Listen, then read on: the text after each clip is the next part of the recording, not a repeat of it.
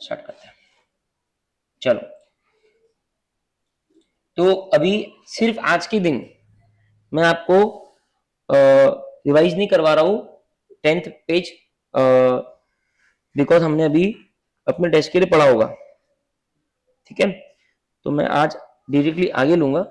ठीक है, फिर भी एक बार जस्ट अपन देख लेंगे अपने types, techniques of evaluation of internal control methods.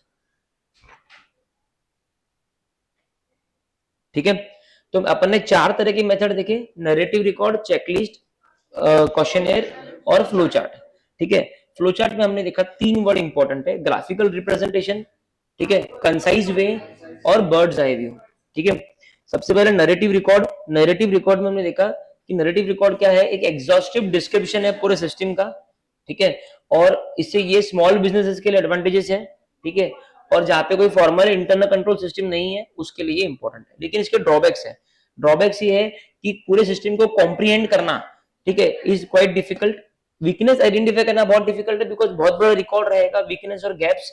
दूसरा वर्ड उसका वीकनेस और गैप्स है। और तीसरा, अगर चेंज ऑफ एम्प्लॉइज हुआ है, ठीक है, in case of incorporating changes on account of change in employees, बहुत डिफिकल्ट हो जाएगा कि एम्प्लॉय छोड़ के जा रहे हैं, शफलिंग ऑफ एम्प्लॉइज। ठीक है, नाउ चेकलिस्ट। चेकलिस्ट एक सीरीज ऑफ क्वेश्चंस है, इंस्ट्रक्शंस है, ठीक है, जो मेंबर ऑफ ऑडिटिंग स्टाफ बनाता है और वो इनको देता है। मेंबर ऑफ ऑडिटिंग स्टाफ को भरना होता है खुद से। तो इट इज बेसिकली चेकलिस्ट। हम ट्रिप पे जाने के पहले करते हैं कि मैंने ये ले लिया, वो ले लिया, वैसे वो चेकलिस्ट है।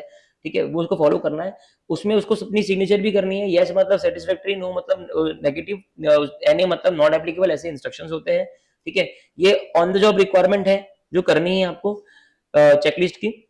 उसके बाद में कुछ एग्जांपल्स है, हमने जो पढ़े थे कि वो परचेज को लेके इन्होंने एग्जांपल बनाया है। इसमें सिर्फ पीओ याद रखना, पीओ से तुमको पॉइंट याद आ जाएंगे कि परचेज ऑर्डर फॉर्म स्टैंडर्डाइज है क्या, ठीक है, टेंडर्स आपने फ्लोट किया क्या बिफोर परचेजिंग, सारे परचेज ऑर्डर फॉर्म रिटर्न है क्या।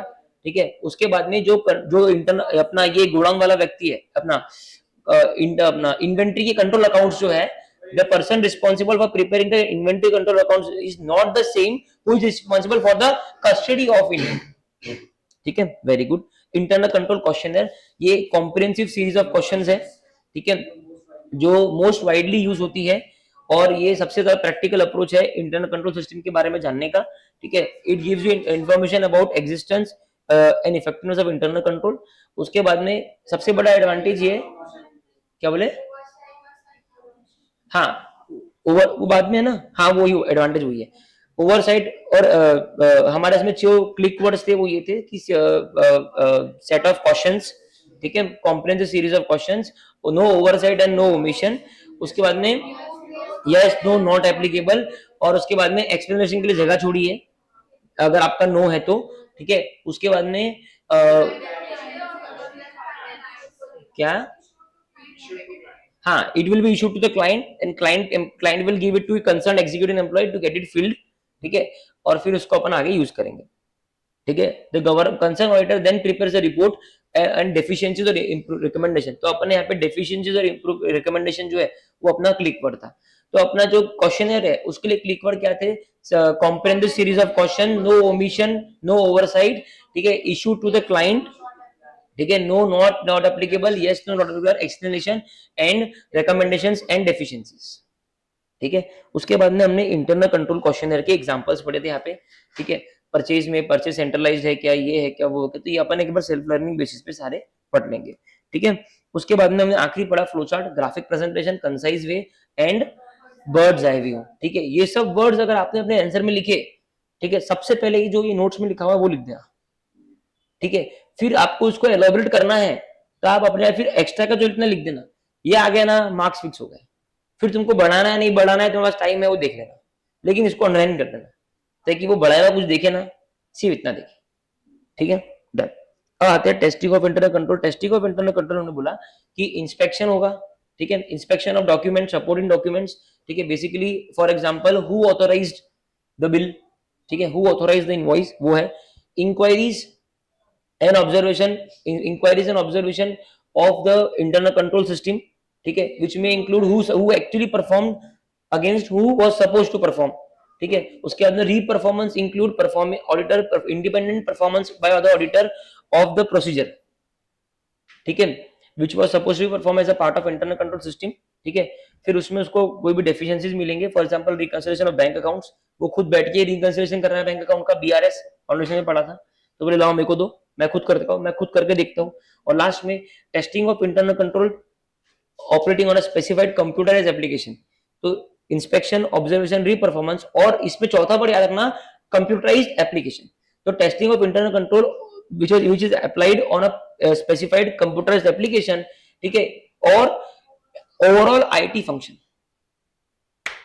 ठीक है, done, okay. Now while obtaining evidence, हाँ, while obtaining evidence about the effectiveness of operation of the effective operation of internal controls, auditor considers how they were applied, the consistency with which they were applied during the period, and by whom they were applied, है ना।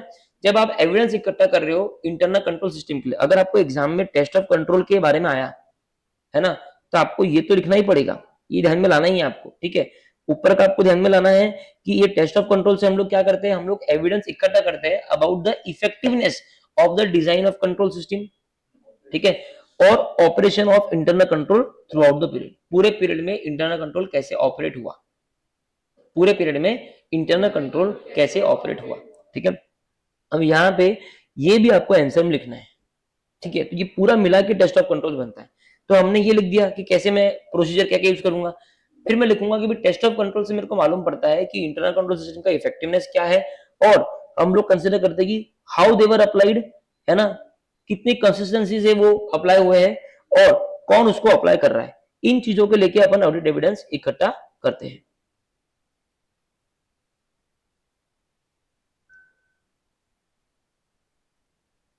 इन चीजों को लेकर अपन audit evidence इकट्ठा करते हैं।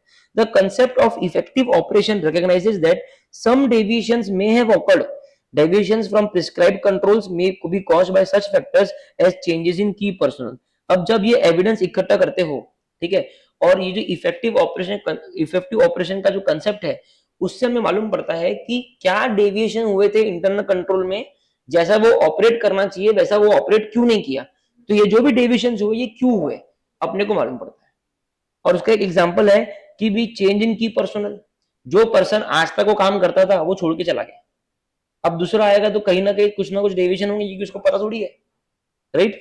तो जब हमने एविडेंस ऊपर के 4 प्रोसीजर लगा के हमको एविडेंस मिलता है about the internal control system, तो वो जो एविडेंस हमको मिला while obtaining evidence about the effective operation of internal control, auditor क्या कंसीडर करता है कि कैसे वो अप्लाई हुए थे, किसने अप्लाई किया, कितनी कंसिस्टेंसी से अप्लाई हुआ, ठीक है। क्योंकि तूने प्रोसीजर लगा दिया, प्रोसीजर के बाद में तुमको एविडेंस मिला, अब हमको लिखना है कि एविडेंस से क्या क्या हुआ। तो एविडेंस से हमको इफेक्टिवनेस के बारे में पता चलेगा, एविडेंस से हमको पता चलेगा कि कैसे कौन अप्लाई किया, कितनी कंसिस्टेंसी से अप्लाई हुआ है, और किसने अप्लाई किया, कैसे अप्लाई हुआ है, ठीक है। फिर ये जो कंसेप्ट है इफेक्टिव ऑपरेशन का, ठीक है, इफेक्टिव ऑपरेशन मतलब आपका internal control system effectively operate हुआ है क्या, ये जो कंसेप्ट है ये रिकॉग्नाइज करता है कि इंटरनल कंट्रोल सिस्टम से कुछ डेविएशंस हुए हैं, और अगर वो डेविएशंस हुए हैं तो वो क्यों डेविएशंस हुए। जनरली ये होते हैं कि अगर की पर्सनल चेंज होता है या सिग्निफिकेंट सीजनल फ्लक्चुएशंस हो जाता है वॉल्यूम ऑफ ट्रांजैक्शन में, मतलब हर महीना आपका 1000 पीस का सेल था, है ना, सडनली एक महीने में 10,000 पीस का सेल हो गया, एकदम से वॉल्यूम बढ़ गया, हाई चांसेस है कि कोई ना कोई कंट्रोल मिस हो जाएगा, क्योंकि बहुत ज्यादा होता है ना, कभी कभी बहुत भीड़ आ गई तो सिक्योरिटी गार्ड भी क्या करेगा, ठीक है। और लास्ट में ह्यूमन एरर, इन चीजों के कारण ये जो इफेक्टिव ऑपरेशन का कंसेप्ट है वो रिकॉग्नाइज करता है कि कुछ डेविएशंस ऑकर हुए होंगे, और वो डेविएशंस ऑकर हुए हैं बिकॉज ऑफ फैक्टर्स जैसे कि पर्सनल चेंज हो गया, ठीक है, जैसे कि वॉल्यूम ऑफ ट्रांजैक्शन बढ़ गया, ठीक है, और जैसे कि ह्यूमन एरर। ये एक पैराग्राफ पूरा एविडेंस के बारे में है जो आपको मिला है ऊपर के प्रोसीजर लगाने के बाद, ठीक है। Based on the results of the test of controls, based on the results of test of controls, the auditor should evaluate whether internal controls are designed and operating as contemplated in the preliminary assessment of control risk। अब पूरा test of control का result आ गया है ना, आपने evidence भी इकट्ठा कर लिए, एविडेंस से आपको क्या मालूम पड़ रहा कि कंट्रोल सिस्टम कितना इफेक्टिव है, नंबर 1 कौन अप्लाई किया, कैसे अप्लाई हुआ, कितनी कंसिस्टेंसी से अप्लाई हुआ, ठीक है। फिर क्या मालूम पड़ रहा कि जो इंटरनल कंट्रोल सिस्टम है उसके ऑपरेशंस में जो भी डेविएशंस हुए हैं ये डेविएशंस हो सकते हैं, ये अपने को मालूम पड़ता है आफ्टर टेस्टिंग। और वो क्या फैक्टर के कारण हो सकते हैं कि आपका ह्यूमन एरर हो गया, पर्सनल चेंज हो गया, या फिर वॉल्यूम ऑफ ट्रांजैक्शन बढ़ गया। ठीक है, अब ये पूरा होने के बाद में अपन एक कंक्लूजन पे पहुंचेंगे। वो ये बोल रहा है कि टेस्ट ऑफ कंट्रोल के रिजल्ट के ऊपर हम एक असेसमेंट कर सकते हैं कि जैसा हमने प्रिलिमिनरी असेसमेंट किया था कि कंट्रोल रिस्क इतना होना चाहिए, क्या एक्चुअली वो उतना बना, क्या उतना हुआ क्या। तो the auditor should evaluate, auditor को ये इवेल्युएट करना चाहिए कि वेदर द इंटरनल कंट्रोल्स, जो इंटरनल कंट्रोल्स है वो डिजाइंड है और ऑपरेट कर रहे हैं as contemplated in the preliminary assessment of control risk. जो हमने प्रिलिमिनरी असेसमेंट किया था कंट्रोल रिस्क का, वैसा ही हमको नतीजा मिला है या कंट्रोल रिस्क हमारा बढ़ गया है। अगर कंट्रोल रिस्क बढ़ गया तो आरएमएम के चांसेस भी बढ़ जाएंगे। ठीक है, क्लियर है। द इवेल्युएशन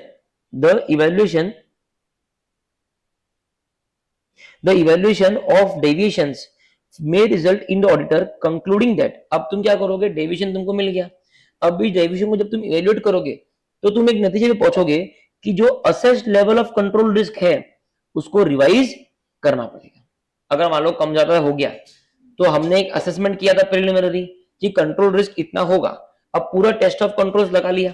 ठीक है, नॉर्मली क्या होता है ना बच्चों, ये टेस्ट ऑफ कंट्रोल्स ना दो जगह पे लगता है, ये लगता है आरएपी और ये एसएपीपी भी लगता है। सर एसएपीपी क्यों? आपने तो बोला कि आरओएम अपन before at the time of planning वगैरह करते हैं, ठीक है, at the time of audit program करते हैं, और ऑडिट प्रोग्राम के बाद में हमारा एसएपी चालू हो जाता है, एफएपी चालू हो जाता है, मतलब फर्दर ऑडिट प्रोसीजर। तो उसके पहले ही हमने आरएपी लगाया है, और आरएपी में हमको कंट्रोल की पूरी जानकारी लेनी होती है, तभी हमें आरओएमएम मिलेगा। बिल्कुल सही, टेस्ट ऑफ कंट्रोल तब लगता है।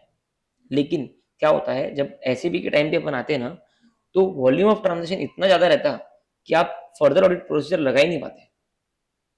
ठीक है, तो फिर ऑडिटर क्या डिसाइड करता है कि एक काम कर, यहाँ पे कंट्रोल्स जो है उसका डिटेल चेकिंग कर ले। आरएपी में तूने कंट्रोल असेसमेंट बनाया था कि कंट्रोल रिस्क इतना होगा, लेकिन तू वहां पे लिमिटेड चेकिंग करता है, यहाँ पे आके तू टेस्ट ऑफ कंट्रोल्स को डिटेल में लगा दे।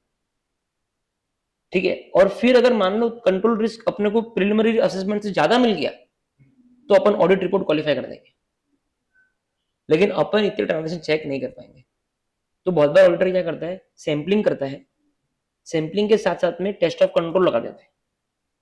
तो इंटरनल कंट्रोल भी चेक कर लिया।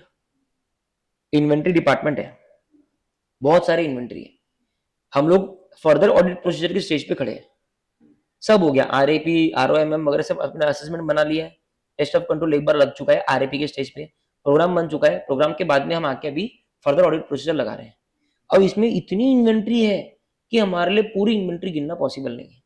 ठीक है, ऑडिटर ने सैंपल निकाला और सैंपल को पूरा एसएपी एफएपी लगा दिया, है ना, इंस्पेक्शन सब कर कुरा के सारे प्रोसीजर लगा के एक कंक्लूजन पे आ रहा है, लेकिन ऑडिटर इस पे कंफर्टेबल नहीं है। ऑडिटर बोलता है मैं इसके अलावा चेक भी नहीं कर सकता। एक काम करो, जो कंट्रोल्स इन्वेंट्री सेक्शन पे लगे हैं उनका डिटेल में टेस्ट ऑफ कंट्रोल्स कर लो।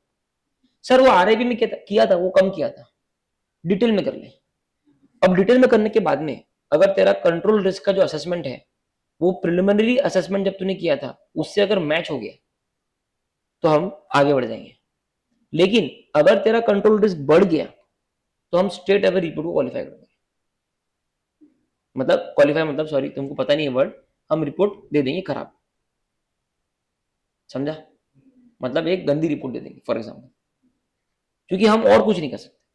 तो test of controls 20% times SAP के स्टेज पे भी लगते हैं as a procedure, 80% times RAP के स्टेज पे ही लगते हैं। ठीक है, तो ये जो लास्ट पैराग्राफ है ना, ये बहुत हद तक उसकी बात भी कर रहा है। The evaluation of deviations may result in the auditor concluding that the assessed level of control risk needs to be revised. जो कंट्रोल रिस्क तुमने असेस किया था पहले वो रिवाइज करना पड़ेगा। ये तुमको कब पता चलेगा, जब तुम डेविएशंस का प्रॉपर एनालिसिस कर रहे, डेविएशंस का इवैल्यूएशन कर रहे, उससे it may result in the auditor concluding that, कि ऑडिटर ये कंक्लूड कर दे कि जो assessed level of control risk है वो रिवाइज करना पड़ेगा। In such cases auditor would modify the NTE of planned substantive procedure। जो प्लान्ड नेचर, टाइमिंग और एक्सटेंट ऑफ सब्सटेंसिव प्रोसीजर्स है उसको चेंज करना पड़ेगा, करना ही पड़ेगा, ठीक है, और कोई ऑप्शन नहीं है, क्योंकि वो तो को डिटेल में करना पड़ेगा अगर तेरा यहाँ पे खराब है तो। और अगर तू टेस्ट ऑफ कंट्रोल्स को एफएबी के स्टेज पे लगा रहा है और तू सैंपलिंग कर चुका है तो तेरे को डायरेक्टली रिपोर्ट ही देना है, ठीक है। तो यहाँ पे बहुत बार आप लोग डायरेक्टली रिपोर्ट दोगे क्योंकि आप और कुछ नहीं कर सकते। बहुत बार ऐसा ही होता है कि एफएपी के स्टेज पे, ठीक है, इन्वेंट्री डिपार्टमेंट में घुसते से ही उसको लगता है कि यहाँ पे सैंपलिंग में मत करो, पहले टेस्ट ऑफ कंट्रोल कर लो फिर से।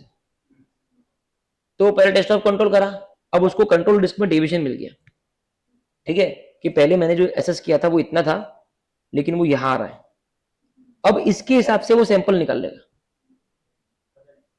हाँ थोड़े ज्यादा निकाल लेगा जितने कर सकता है, और अब वो सैंपल पे एसएपी लगाएगा, ठीक है।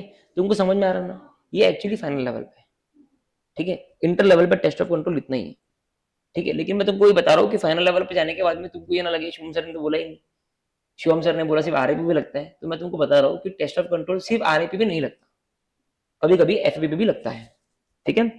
ओके, तो टेस्ट ऑफ कंट्रोल क्लियर है, 4 तरह के प्रोसीजर लगाए, फिर एविडेंस मिला, एविडेंस से हम क्या कंक्लूड कर रहे हैं, weather the internal controls were operating effectively, ठीक है। Auditor will consider factors such as who applied the control, how effectively they were applied, how consistently they were operating, ठीक है, and any deviation from the control, ठीक है। फिर उसके बाद हमने बोलते हैं कि कंट्रोल सिस्टम को ऑपरेशन में अगर कोई डेविएशन है, ठीक है, that reflect the ineffectiveness of internal control, ठीक है, and it may happen because of factors such as change in personnel, human error, volume of transactions। तो ये पैराग्राफ तुम्हारा खत्म हो गया। फिर हमने बोलते हैं ये तो हो गया एविडेंस।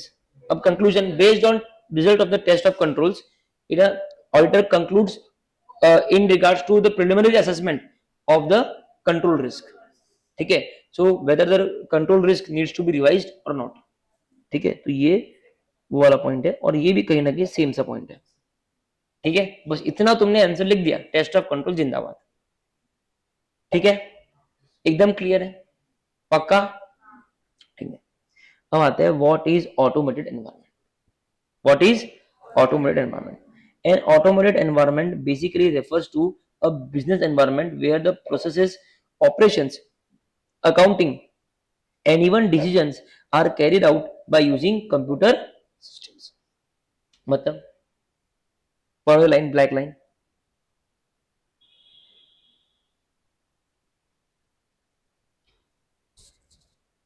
बोलो जी। वो बोल रहे हैं कि सर ऑटोमेटेड एनवायरनमेंट, क्या बोल रहे हैं, ऑटोमेटेड एनवायरनमेंट। तो सर ये जो ऑटोमेटेड एनवायरनमेंट है ना, इसका मतलब ये होता है कि ऐसी कोई दुकान, ऐसा कोई बिजनेस जहां पे अकाउंटिंग से लेके प्रोसेसिंग से लेके हर चीज ऑटोमाइज्ड है, हर चीज। Consider showroom, consider Pantaloons, consider any clothing showroom, any apparels, ठीक है, consider Amazon, most of the things are automated. Sales से लेके, इन्वेंट्री से लेके, है ना, आपके अकाउंटिंग से लेके सब कुछ ऑटोमेटेड है, उसको बोलते हैं ऑटोमेटेड एनवायरनमेंट। अब ये चीज आपके करिकुलम में इंक्लूड करना जरूरी है कि नहीं, आप बताओ, कितना इंपॉर्टेंट है ना। अगर ऑटोमेटेड एनवायरनमेंट आपको नहीं पढ़ाया जाए और आप ऑडिट करने जाओ तो आप पागल हो जाओगे, क्योंकि पूरा कुछ ऑटोमेटेड एनवायरनमेंट में है, समझा। इसके लिए इंपॉर्टेंट है। आज के डेट में मैनुअली कुछ होता क्या, अकाउंटिंग मैनुअल लिखता है क्या पेपर में, सब लोग टैली यूज करते ना। तो टैली क्या है, एक ऑटोमेटेड एनवायरनमेंट है, एक ऑटोमेटेड सिस्टम है। तो अब ऑटोमेटेड सिस्टम में एज एन ऑडिटर हम सभी लोगों को कुछ प्रोज एंड कॉन्स पता होने चाहिए, वो हम सीखने वाले हैं, क्लियर है। मैंने क्वेश्चन लिखा है था टेस्ट ऑफ कंट्रोल्स का, फ्लो चार्ट तक क्वेश्चन लिखा हुआ है ना, ठीक है, क्वेश्चन लिख लो पहले।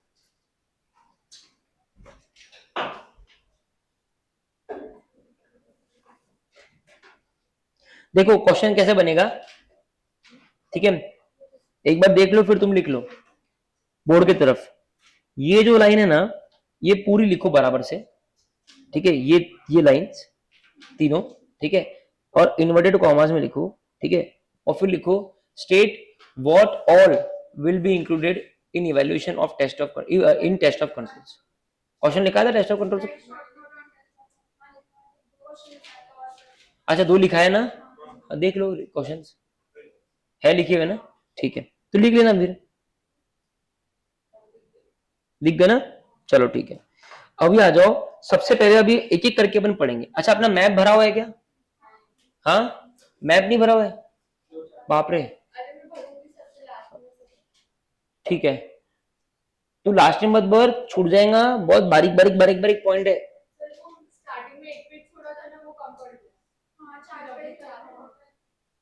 अरे मैप में, मैप तो पहले ही सबसे स्टार्टिंग में था ना। अच्छा, पर तो मैं क्या बोल रहा, एक पेज लो और वहां स्टेपल कर दो, ठीक है, लेकिन मैप तो बहुत ही ज्यादा इंपॉर्टेंट है, ठीक है, नहीं तो ये चैप्टर बाद में रिवाइज करना टफ है, ठीक है।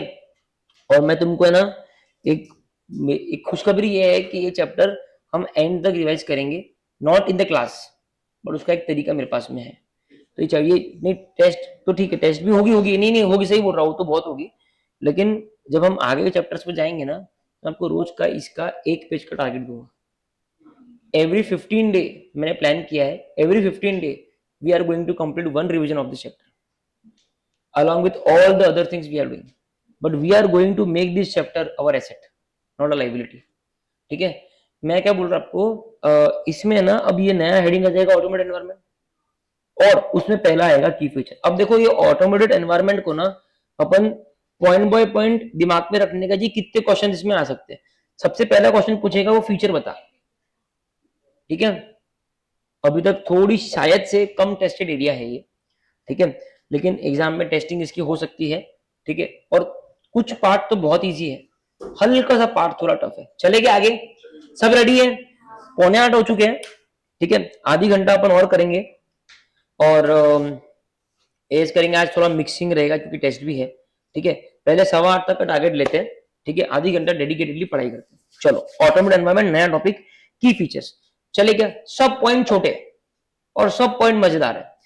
अभी ऑटोमेटेड एनवायरनमेंट, पहले अपने आप में इमेजिन करो कि आप कोई शोरूम में खड़े हो, और इमेजिन करो कि उसका बिलिंग एक प्रिंट आउट से प्रिंटर से निकल रहा है ना, और बारकोड से स्कैन हो रहा है, ठीक है, ऑटोमेटिक इन्वेंट्री पंच हो जा रही है, ठीक है, ऑटोमेटिक अकाउंटिंग एंट्री, जैसे ही तेरे सेल हो गया, बारकोड हो गया, तूने पैसे दे दिया, वैसे ही बैक एंड पे एंट्री भी हो गई बाय कैश टू सेल्स, ठीक है। आपने देखा होगा कभी कभी कि वो पैसे की जो ट्रे वो अपने आप बाहर आती है, सब इमेजिन कर लिया गया। अब पहला देख, enable faster business operation, faster business operation, तेरे को खुद बैठ के एंट्री नहीं करवानी है, कुछ नहीं करना है, एक ही झटके में 3-4 चीजें हो जाती है, इन्वेंट्री अपने आप अप एंड डाउन हो गई है, अपने आप अकाउंटिंग एंट्री सेल्स की हो गई है, अपने आप कैश मैनेजमेंट हो गया, तो बिजनेस ऑपरेशन फास्टर हो जाता है, ठीक है।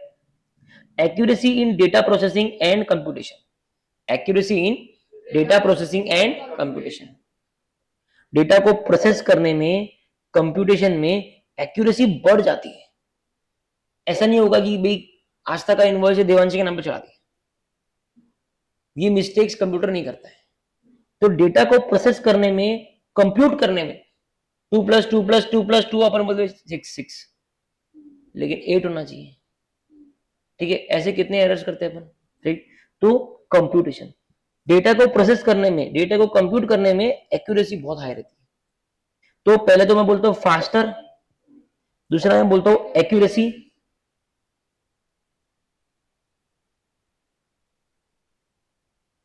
Faster, accuracy, ability to process large volume of transaction, एक साथ में 1 लाख इनवॉइस दे तो भी वो वही स्पीड में एंट्री पास करेगा, और वही एक आदमी को दे 1 लाख एंट्री, वो 10,000 भी नहीं करेगा और बोलेगा मैं अब कल से काम छोड़ रहा हूं, मेरे को पैसा नहीं होना, ठीक है, ये प्रॉब्लम है।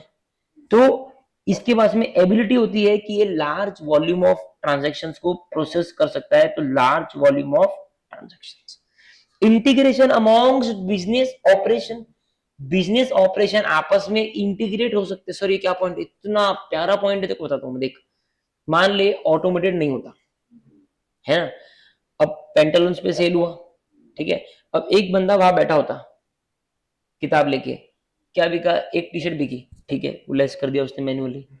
एक बंदा राइट में बैठा होता, कितने का बिका, 1000 का, बाय कैश टू सेल्स, ठीक है। एक बंदा कैश गिन रहा है, अरे 100 रुपए कम है, कितना केओस है, तीन जन तीन, कोई भी इंटीग्रेशन नहीं है, ठीक है। ये यहाँ पे एंट्री पास कर ही रहा था, जिसको इन्वेंट्री कम करनी है वो अपना चाय पी रहा था। होता है, इंसान है भाई, 4 बजे चाय पी रहा था वो, ठीक है, इंडिया का मैच चालू था, उसने एंट्री पास कर दी, इसने इन्वेंट्री कम ही नहीं करी। एक महीने बाद में काउंटिंग हुई, इन्वेंट्री कम आ रही है, सब तितर बितर हो गए, क्योंकि सारे एम्प्लॉयज को पैसा भरना पड़ेगा उसको। तो there is no integration among each of them, किसी का इंटीग्रेशन नहीं है। इन्वेंट्री हाथों हाथ कम होनी चाहिए, हाथों हाथ कैश बनना चाहिए, हाथों हाथ तेरा सेल्स बनना चाहिए, सब होना चाहिए ना। अब ये अगर ऑटोमेटेड है, एक क्लिक पे, वही क्लिक पे इन्वेंट्री भी नीचे जा रही है, वही क्लिक पे सेल्स बढ़ रहा है, वही क्लिक पे कैश बढ़ रहा है, वही क्लिक पे पूरी अकाउंटिंग एंट्री हो रही है, वही क्लिक पे तेरा परचेज ऑर्डर तैयार हो रहा है, तेरा जीआरएन तैयार हो रहा है कि एक शर्ट टी शर्ट खत्म हो गया और रिफिल करना पड़ेगा। समझा क्या? तो integration amongst business operation is possible, ये समझा प्रेम, है ना। इंटीग्रेशन अमॉन्ग्स बिजनेस ऑपरेशंस में इंटीग्रेशन पॉसिबल हो जाता है, ठीक है। Better security and controls, security और कंट्रोल्स बेटर हो जाते हैं, ठीक है, सिक्योरिटी और कंट्रोल्स बेटर हो जाते हैं। आप कंप्यूटर पे पासवर्ड लगा सकते हो, बुक पे ताला लगा सकते हो, पॉसिबल ही नहीं है, ठीक है। कोई भी अनऑथराइज्ड व्यक्ति आके वो एंट्री को चेंज कर दे रहा है, पॉसिबल है, लेकिन यहां तो पासवर्ड रहेगा। तो बेटर सिक्योरिटी और कंट्रोल्स प्रोवाइड करता है ऑटोमेटेड एनवायरनमेंट। और लास्ट में less prone to human errors, less prone to human errors, तो ह्यूमन एरर्स, ठीक है, बेटर सिक्योरिटी, ठीक है। हाँ हाँ, इतने रिवाइज करते हैं, ठीक है। ये होगा की फीचर्स एक बार के लिए, एक बार इतने की फीचर अपन लर्न करते हैं, ठीक है। सबसे पहला तो फास्ट हो जाता है, कोई मिनोमिक नहीं, कुछ दिमाग में सिर्फ कंसेप्चुअली समझते हैं कि मैं पेंटागोनस में खड़ी हूँ, फास्टर बिजनेस ऑपरेशन हो गया, इंटीग्रेशन पॉसिबल हो गया, better integration amongst business operations, ठीक है।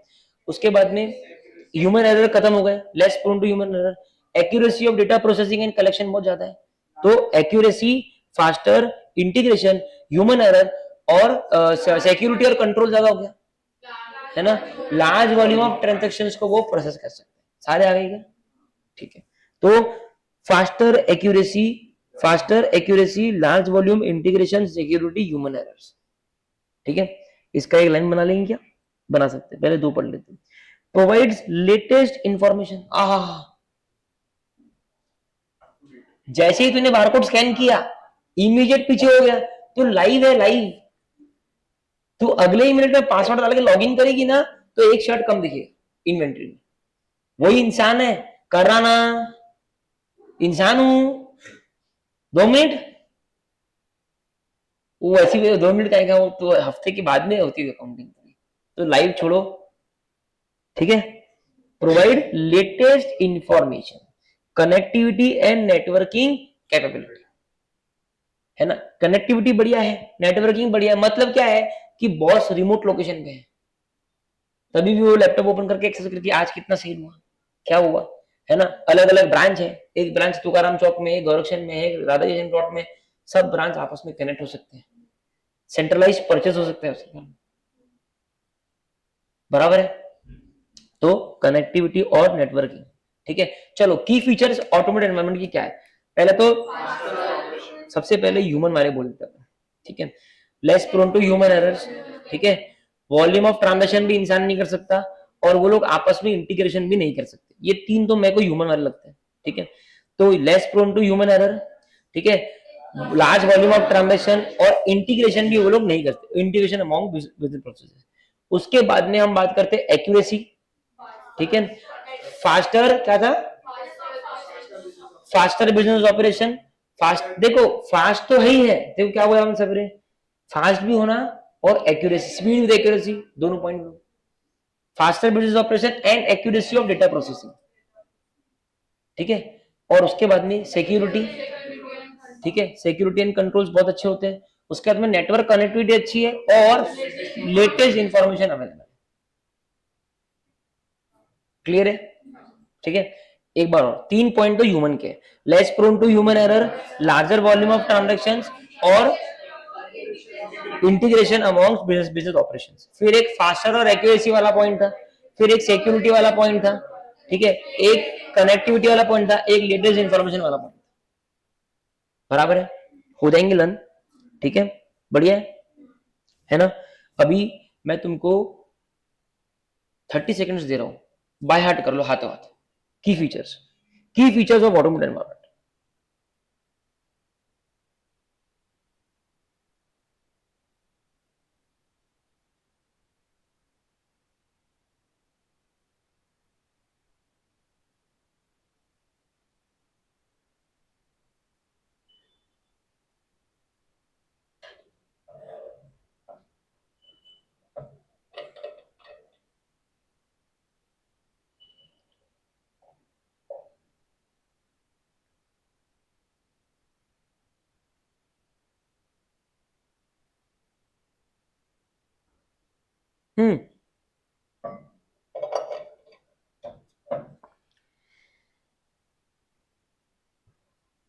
चलो आगे चले।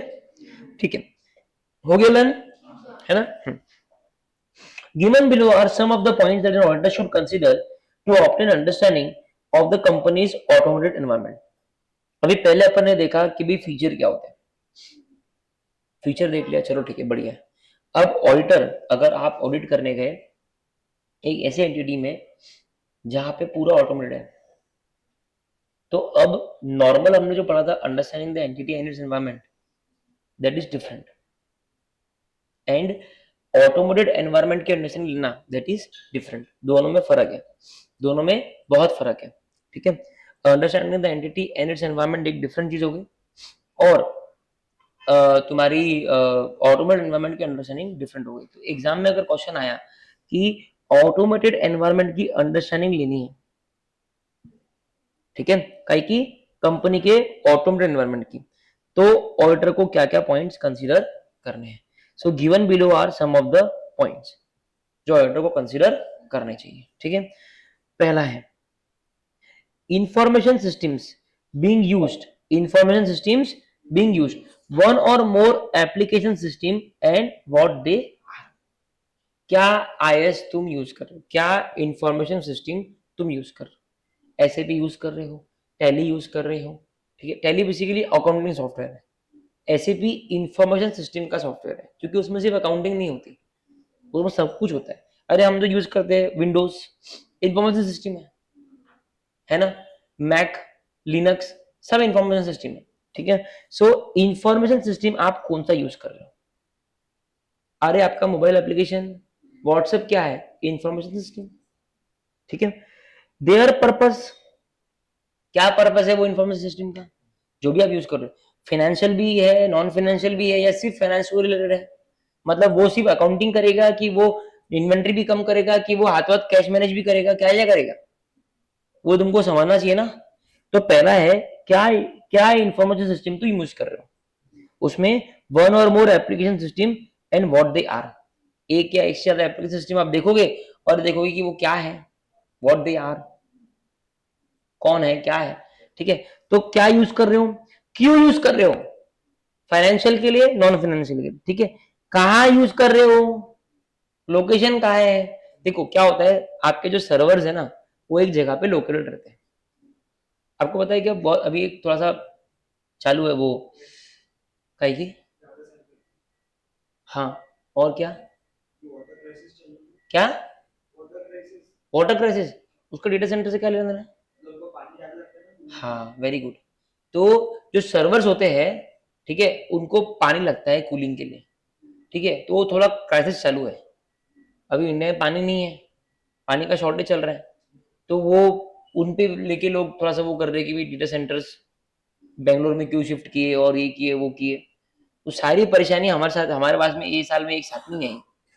ठीक है, क्रूड से लेके मतलब हम पानी के ही मोहताज हो गए और हम तेल के ही मोहताज हो गए। ठीक है, तो चलो कोई बात नहीं। लोकेशन ऑफ आईटी सिस्टम, तो आप लोग भी बच्चों की दुआ ज्यादा लगती है, सारा सुनते हुए आप बच्चे तो हो नहीं, लेकिन आप लोग भी प्रे करो कि बारिश ज्यादा हो, ठीक है, ये साल लेट हो लेकिन अच्छी हो, बहुत जरूरी है पानी। लोकेशन ऑफ आईटी सिस्टम, ठीक है, आईटी सिस्टम का लोकेशन क्या है, ग्लोबल है, लोकल है, मतलब इंडिया में रखा है, कहीं इंडिया के बाहर रखा है, ठीक है। Interfaces with systems, interfaces with in the systems, ठीक है। अभी क्या होता है कि इन्वेंट्री का सिस्टम अलग है ना, सेल्स का सिस्टम अलग है, परचेज ऑर्डर का सिस्टम अलग है, प्रोडक्शन का सिस्टम अलग है, ठीक है। ये सिस्टम आपस में कैसे जुड़े हैं, जुड़े होने चाहिए ना। प्रोडक्शन हो गया, वैसे ही वो इन्वेंट्री में रिफ्लेक्ट होना चाहिए, कितना तेरे पास अवेलेबल है बेचने के लिए, वैसे ही मार्केटिंग टीम में जाना चाहिए। तो आपस में सिस्टम्स कैसे बात कर रहे हैं, इंटरफेसेस विद इन सिस्टम्स क्या है, ठीक है। तो हम ऑटोमेटेड एनवायरनमेंट की अंडरस्टैंडिंग कैसे लेंगे कि कौन सा यूज कर रहा, क्यों यूज कर रहा, कहाँ यूज कर रहा, और इंटरफेस आपस में बातचीत कैसे हो रही है, इन हाउस है या पैकेज है, क्या बात है, मतलब तुमने खुद बनाया है या तुमने खरीदा है। अब तुम अगर मान ले, मैंने दोनों देखे हुए, मैंने बीपीसीएल में देखा हुआ है एसएपी, एसएपी मतलब पैकेज सॉफ्टवेयर है, और मैं मैक्रोइड्स फार्मास्यूटिकल्स का ऑडिट करता था आर्टिकलशिप में, उनके पास था ईआरपी, ईआरपी उनका खुद का इन हाउस बनाया हुआ था। एसएपी की कंपनी दोनों बनाती है, तो कस्टमाइज होना तो वो ईआरपी बोल के देते हैं, तेरे हिसाब से बनाते हैं, और पैकेज होना तो एसएपी करके देते हैं। तो ERP, in house versus packaged, ठीक है। I was fortunate enough to get this opportunity in BPCL when I joined in January 2018. Uh, few years back they implemented SAP, और उसके जो अंश थे वो 5 साल बाद तक भी दिखते थे कि कुछ सिस्टम में कुछ प्रॉब्लम है, या जब बनाया है, जब उसका इम्प्लीमेंटेशन हुआ तो वो टाइम पे ये पॉइंट छूट गया, यही छूट गया। तो एसएपी इम्प्लीमेंटेशन टास्क फोर्स था, ठीक है। तो उनको बॉन्ड देके कंपनी ने 5 साल के लिए होल्ड करा हुआ था कि तुम अगर इम्प्लीमेंटेशन टास्क फोर्स में आ रहे हो तो तुमको बॉन्ड साइन करना पड़ेगा, you can not leave the company in 5 years, नहीं तो वो change in man power issue. तो मैं वैसे एक दो पॉइंट्स में इन्वॉल्व था जहाँ पे एसीबी में इम्प्लीमेंटेशन इश्यूज थे, ठीक है। और कंपनी का विजन था कि टिल 2025 हम लोगों का एसीपी इम्प्लीमेंटेशन एकदम कॉन्क्रीट हो जाना चाहिए। तो तब मेरे को पता चला कि एसएपी इम्प्लीमेंटेशन जब इन्होंने किया तो क्या एफर्ट्स लगे होंगे पूरी चीजों को मैनुअल से ऑटोमेट पे कन्वर्ट करने पे, वो भी एक इतनी बड़ी कंपनी, भयानक है, ठीक है। In house versus packaged. उसके बाद में आउटसोर्स्ड एक्टिविटीज, अरे भाई तूने कुछ आउटसोर्स, ये बहुत होता है जब ऑटोमेट एनवायरनमेंट आता है ना, बहुत लोगों को समझता नहीं है, वो ऐसे से करते हैं। तो वो क्या करते हैं, वो एक कंपनी का आउटसोर्स कर देते हैं कि भाई इन्वेंट्री तू मैनेज कर, ठीक है। तो कुछ आउटसोर्स है तो हमको जानकारी लेनी पड़ेगी ना, फिर हमको उनका चेक करना पड़ेगा। और की पर्सन कौन कौन है, भाई नमित है इंफॉर्मेशन सिस्टम में, प्रीत है, प्रेम है, कौन कौन है, उनसे बातचीत करूंगा बाद में। तो ये होता है अंडरस्टैंडिंग करना ऑटोमेटेड एनवायरनमेंट की। तो एक बार अपन देखते हैं कि पहले तो कौन सा है, क्यों है, कहाँ है, आपस में इंटरफेस कैसा है, इन हाउस है, पैकेज है, की पर्सन कौन है, ठीक है, आउटसोर्स किया है तो क्या किया है, और बोल दिया मैंने, ठीक है। तो ये हो गया तुम्हारा अंडरस्टैंडिंग, ठीक है। अब हम बात करते हैं ऑटोमेटेड एनवायरनमेंट की फीचर्स क्या थे, ठीक है। तो पहले तो इंसान वाले, less prone to human error, larger volume of transaction कर सकता है, integration within the system हो सकता है, ये ह्यूमन नहीं कर सकता, फास्टर और एक्यूरेसी, लार्ज लेटेस्ट इंफॉर्मेशन मिलेगा, सिक्योरिटी एंड कंट्रोल, और लास्ट में कनेक्टिविटी एंड नेटवर्किंग कैपेबिलिटी। क्या बात है, ठीक है। ये हो गया तुम्हारा अंडरस्टैंडिंग, चलो इजी है। अब ये दो बातें हो गई, अब ये तीसरा क्वेश्चन आ गया कि आईटी सिस्टम के फीचर देख लिया, ऑटोमेटेड एनवायरनमेंट के बारे में जानकारी प्राप्त कर लिया, और आईटी सिस्टम से क्या क्या रिस्क अराइज हो रहे हैं वो अपने को समझना है। आईटी सिस्टम से क्या क्या रिस्क अराइज हो रहे हैं, ठीक है, वो देखते हैं। Given below are some such risk that should be considered. ऐसा नहीं है कि ह्यूमन से ये अच्छा ही है, यहाँ पे कुछ डिसएडवांटेजेस टाइप भी है।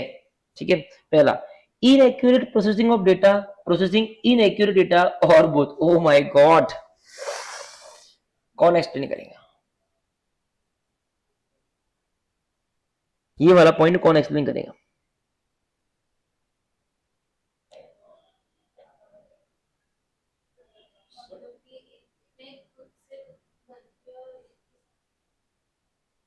बेटर एक्सप्लेनेशन बोलो। मतलब एक वो गलती हो जा रही है और एक जानबूझ के अपन गलत डाटा प्रोसेस कर रहे हैं।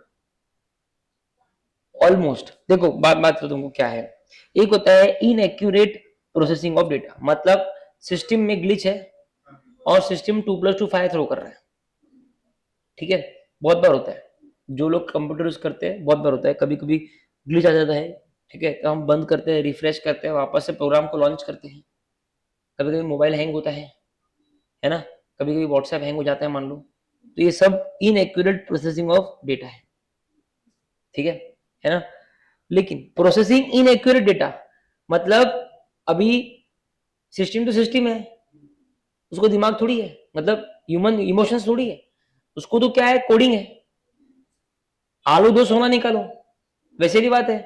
ठीक है, अब तूने अगर उसको डेटा ही गलत दिया है, तूने गलती से उसको मई के मंथ के सेल्स देना था, तूने जून के मंथ के सेल्स दे दिए।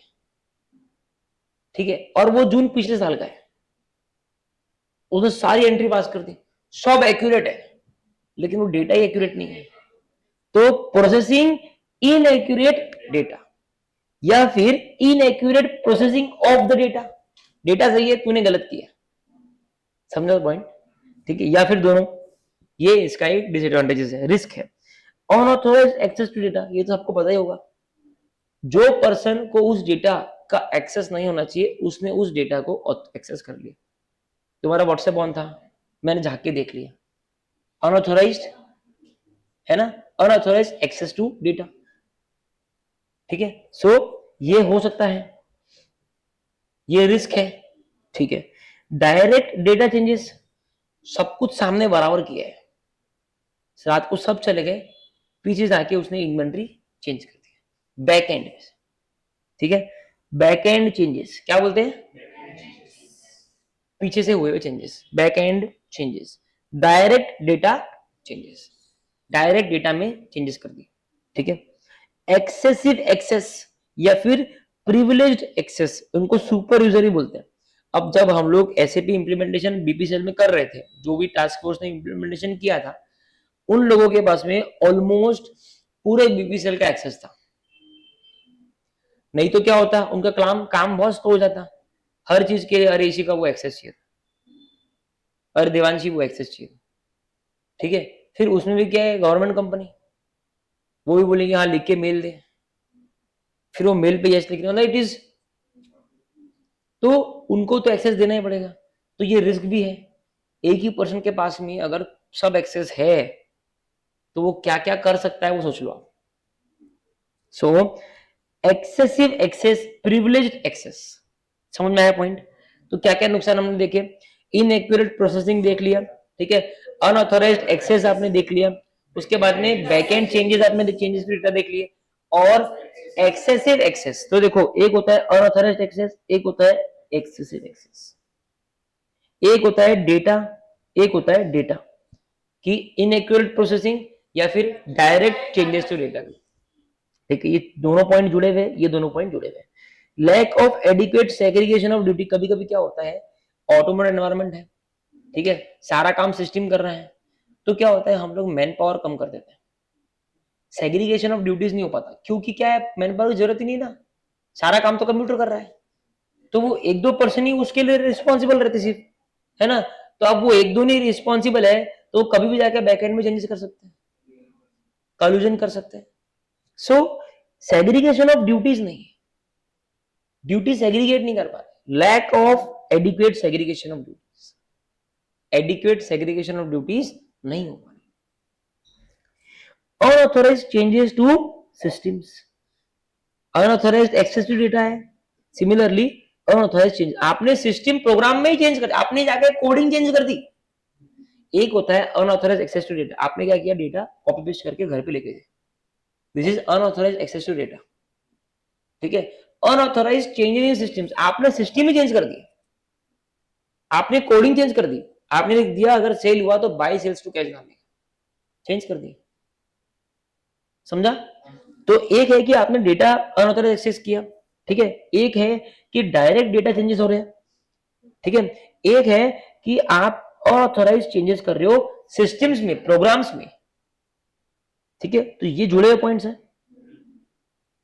ठीक है, ये जुड़े हुए पॉइंट्स हैं, ये इनएक्यूरेट प्रोसेसिंग ऑफ डेटा और डायरेक्ट डेटा चेंजेस जुड़े हुए पॉइंट्स हैं, ठीक है, करेक्ट है। Failure to make necessary changes to systems, जब जरूरत थी आप नेसेसरी चेंजेस सिस्टम में करे ही नहीं।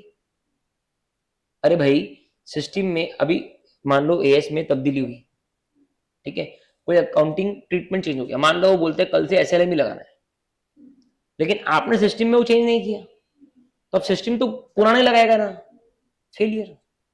सो failure to make necessary changes, और लास्ट में है लॉस ऑफ डेटा, होता है ना, करप्ट होकर सिस्टम। तो कभी कभी वो बोलता है लैपटॉप वाला कि फॉर्मेट ही मारना पड़ेगा, हम बोलते डेटा डेटा डेटा निकल नहीं पाएगा, लॉस ऑफ डेटा, समझा? तो अभी अपन लर्न करते हैं, हमने क्या क्या पढ़ा, की फीचर्स पढ़े, उसके बाद में क्या पढ़ा, अंडरस्टैंडिंग करी, अब हम लोग रिस्क ले रहे हैं, ठीक है, क्या क्या रिस्क जुड़े हुए। तो पहले हम लोग बोलेंगे unauthorised access to data, data को अनऑथराइज एक्सेस, फिर अनऑथराइज एक्सेस टू सिस्टम, है ना, वही है ना point, unauthorise access to, unauthorise changes to systems, ठीक है, अनऑथराइज चेंजेस टू सिस्टम, ठीक है, excessive access to, excessive access, privileged access, तो ये तीनों पॉइंट जुड़े हुए, अनऑथराइज एक्सेस और एक्सेसिव एक्सेस और अनऑथराइज चेंजेस टू सिस्टम्स। बोलो, अनऑथराइज एक्सेस, अनऑथराइज चेंजेस और एक्सेसिव एक्सेस, ये तीनों ही रिस्क है, ठीक है। फिर इनएक्यूरेट प्रोसेसिंग ऑफ डेटा या प्रोसेसिंग इनएक्यूरेट डेटा, ठीक है, और उसके बाद में डायरेक्ट डेटा चेंजेस, या तो वो डेटा गलत प्रोसेस कर रहा है, या वो गलत डेटा प्रोसेस कर रहा है, या फिर कोई डायरेक्ट डेटा में ही चेंजेस कर रहा है, ठीक है, और या तो फिर लॉस ऑफ डेटा हुआ है, डेटा लॉस हो गया, ये भी 3 पॉइंट जुड़े हुए, 3 पॉइंट एक्सेस के है, 3 पॉइंट डेटा के। बोल, unauthorised access, excessive access to data and unauthorized access to unauthorized changes to systems या फिर कंप्यूटर प्रोग्राम्स, 3 पॉइंट एक्सेस के हो गए, ठीक है। अब data, loss of data, processing inaccurate data या इनएक्यूरेट प्रोसेसिंग ऑफ डेटा, और डायरेक्ट डेटा चेंजेस, सबको लर्न हो गए क्या? हाँ, 3 पॉइंट एक्सेस के, 3 पॉइंट डेटा के, अब बचे क्या, 2 पॉइंट, एक की failure to make necessary changes to systems and programs, systems और प्रोग्राम, और lack of adequate segregation of duties. ये एक्चुअली जो अपने पढ़ा ना, unauthorise changes to data systems and programs, इसी के साथ में जोड़ दो failure to make necessary changes, एक तो आपने अनऑथराइज चेंजेस कर दिए और एक आप नेसेसरी चेंजेस नहीं कर पाए, ठीक है। तो इसको ऐसा गिनते हैं, 2 पॉइंट एक्सेस के हैं, 2 पॉइंट सिस्टम के हैं, और 3 पॉइंट डेटा के हैं, और एक है सेग्रीगेशन ऑफ डेटा, ये टोटली अलग चल रहा है, तो हम बोल सकते हैं सेग्रीगेशन ऑफ डेटा, एक्सेस और system, lack of segregation of duties, lack of segregation of duties, लिख लो भले, मैं भी लिख लेता हूं, segregation of data, access, system. Data के 3 पॉइंट है, unauthorised access to data, unauthorised access to data, direct data changes and loss of data. उसके बाद में system, unauthorised access to system program, failure to make necessary changes system and program, और फिर access के 2 point, unauthorised access to data and excessive access, privileged access. क्या बात है, learn हो गया, फीचर हो गया ऑटोमेटिक एनवायरनमेंट का, अंडरस्टैंडिंग हो गई, और रिस्क हो गया। जबरदस्त। अब आते हैं impact of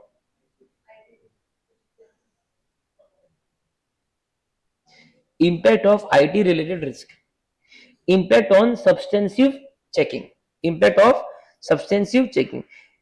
Inability to address above discussed risk may lead to, अभी ऊपर दिए जो रिस्क है, अगर आप वो रिस्क को एड्रेस नहीं कर पाए, वो रिस्क को ठीक नहीं कर पाए, तो प्रॉब्लम क्या होगा? may lead to non reliance of data obtained from system. लोग जो डेटा सिस्टम से निकला है, लोग उस पर रिलाय नहीं करेंगे. In such a case, all information, data and reports would have to be tested thoroughly for their completeness and accuracy. तो आईटी रिलेटेड रिस्क का सब्सटेंसिव चेकिंग पे, मतलब जो अपन लगाते हैं ऑडिट प्रोग्राम के बाद सब्सटेंसिव ऑडिट प्रोसेस, उस पे क्या इंपैक्ट होगा? तो इंपैक्ट ये होगा, अगर ये रिस्क को एड्रेस नहीं किया तो data processed bye information system will be less reliable and data reports produced by the systems are to be rechecked thoroughly, are to be checked for their completeness and accuracy. समझ में? ये पढ़ लो वापस एक बार मन में. आईटी रिलेटेड रिस्क के 3 जगह पे इंपैक्ट होंगे. सब्सटेंसिव चेकिंग पे इंपैक्ट होगा, कंट्रोल्स पे इंपैक्ट होगा और रिपोर्टिंग पे इंपैक्ट होगा. सब्सटेंसिव चेकिंग पे क्या इंपैक्ट होगा वो लर्न कर लो, कि अगर आपने ऊपर दिए गए रिस्क को एड्रेस नहीं किया तो जो डेटा सिस्टम प्रोड्यूस कर रहा है उस पे नॉन रिलायंस हो जाएगा, और इसके लिए ऑल द इंफॉर्मेशन, डेटा और रिपोर्ट्स जो सिस्टम प्रोड्यूस कर रहा है उसको कंप्लीटनेस और एक्यूरेसी के लिए चेकिंग करनी होगी. Impact on controls. It can lead to non reliance on automated controls. जो कंट्रोल्स ऑटोमेटेड है, अब हमारा उस पर नॉन रिलायंस हो जाएगा. सबको ही पासवर्ड पता है, भले ही वो ऑटोमेटेड क्यों ना हो, अब वो पासवर्ड पे मेरा रिलायंस नहीं रहेगा. या मतलब पासवर्ड क्या है? एडमिन 123. सबको ही पासवर्ड पता है, कोई बड़ा पासवर्ड थोड़ी है, मेरा उस पर रिलायंस कम. Impact on controls. अगर आईटी रिलेटेड ऊपर के रिस्क है, segregation, data security, segregation, data system and access, segregation of data system and access, ये चीट कोड था अपना. अगर उसको बराबर एड्रेस नहीं किया तो कंट्रोल्स पे इंपैक्ट क्या होगा, कि हम लोग कंट्रोल्स पे नॉन रिलायंस कर देंगे. जैसा हम लोग जो डेटा सिस्टम ने दिया है उस पे नॉन रिलायंस कर रहे थे, वैसा ही हम लोग ऑटोमेटेड कंट्रोल्स पे नॉन रिलायंस कर देंगे. It may result in additional audit work. और इंपैक्ट ऑन रिपोर्टिंग क्या है? Due to regulatory requirements in respect of internal financial controls in case of companies, it may lead to modification of auditors report in some instances. क्या है? एक है ना बनता है बेटा IFC रिपोर्ट. क्या बनता है? क्या मतलब है उसका? Internal financial controls. IFC, internal financial controls. ये जो इंटरनल फाइनेंशियल कंट्रोल्स होता है ना, ठीक है, आपको दिख रहा है ना बराबर?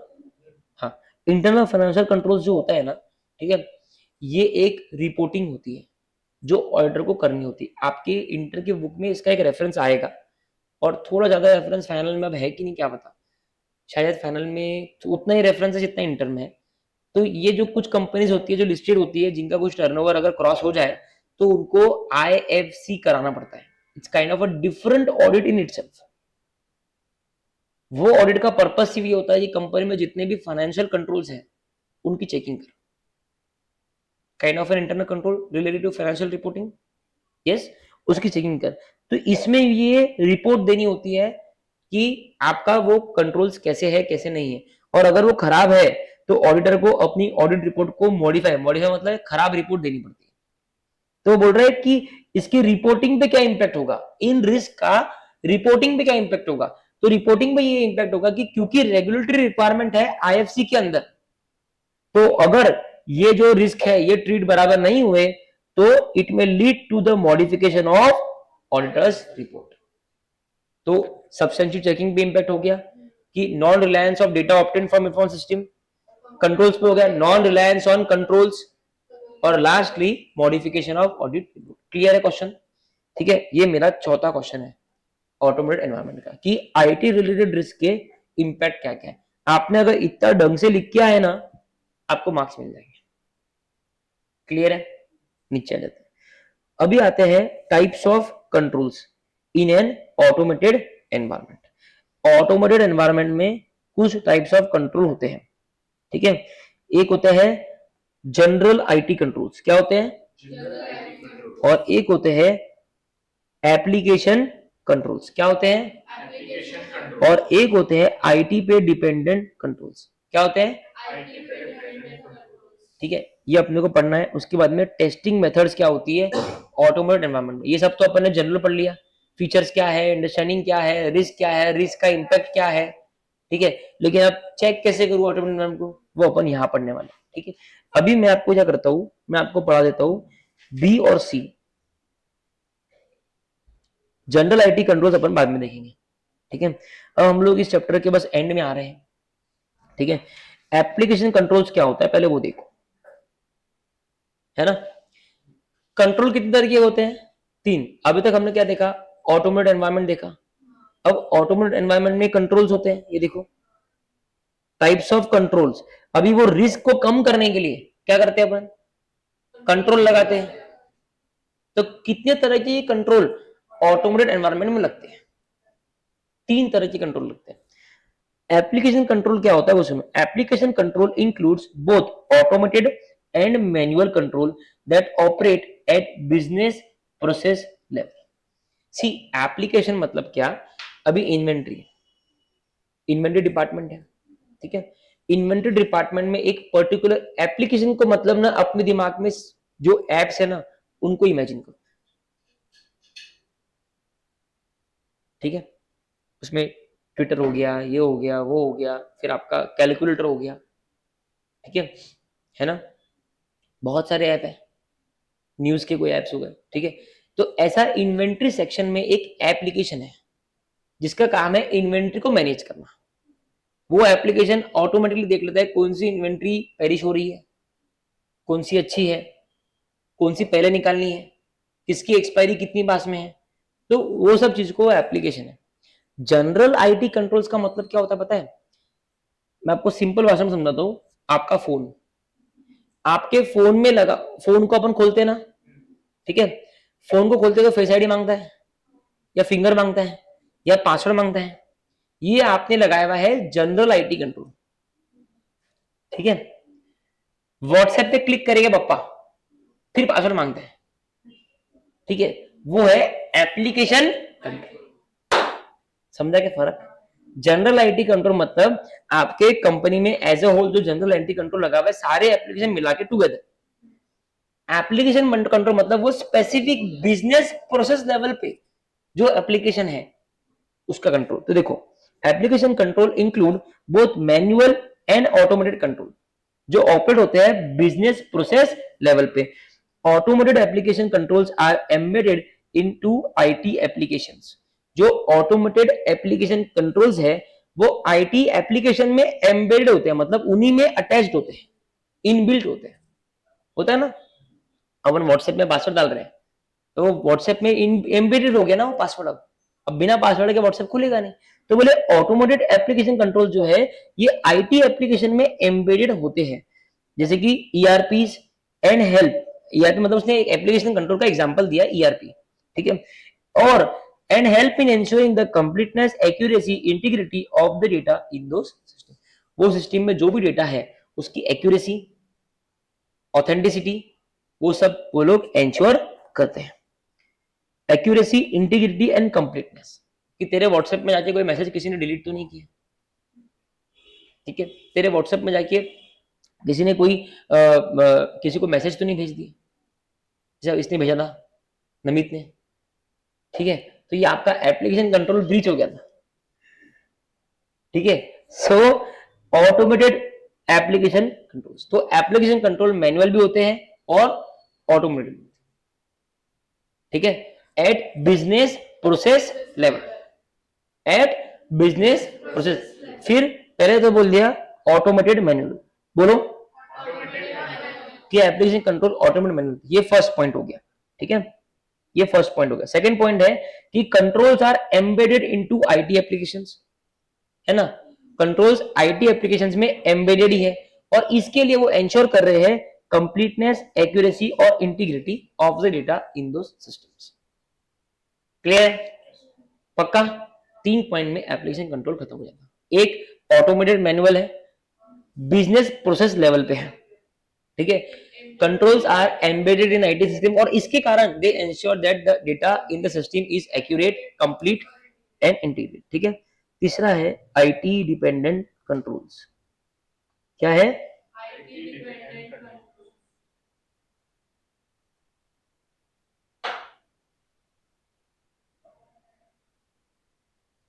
IT dependent controls.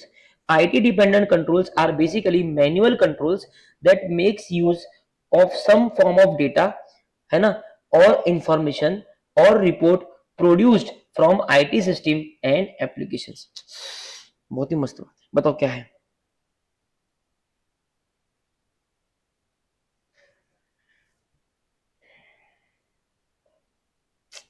अरे यार, एक हमने आदमी बैठा रखा है, ठीक है।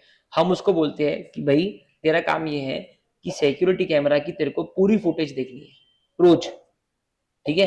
At the end of the day तेरे को 1.52 करके पूरी फुटेज देखनी है और देखना है इस दिन कुछ गड़बड़ हुई थी क्या, ठीक है। कसिनो में कैमरे लगे हर टेबल पे, कैमरे के पीछे आदमी बैठा है। Now he is IT dependent control. वो आदमी क्या है? आईटी। वो आदमी कंट्रोल तो है, security guard is a control, but he is dependent on IT. अगर वो कैमरे की फुटेज ही कोई चेंज कर दे तो वो आदमी खत्म है। तो IT dependent controls are basically manual controls that make use of some form of data or information or report produced by IT system and application। अब समझ में आया? पक्का समझ में आया?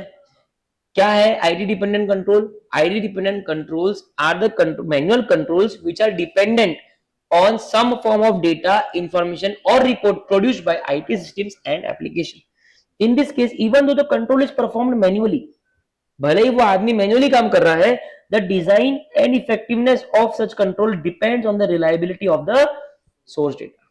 जो डेटा उसको कैमरा दे रहा है उसकी रिलायबिलिटी के ऊपर उसकी इफेक्टिवनेस डिपेंडेंट है। पिक्चर में दिखाते ना, फुटेज चेंज कर देते, या वो दिखता है चोरी होती तो उसकी स्क्रीन ब्लैंक हो जाती, ठीक है।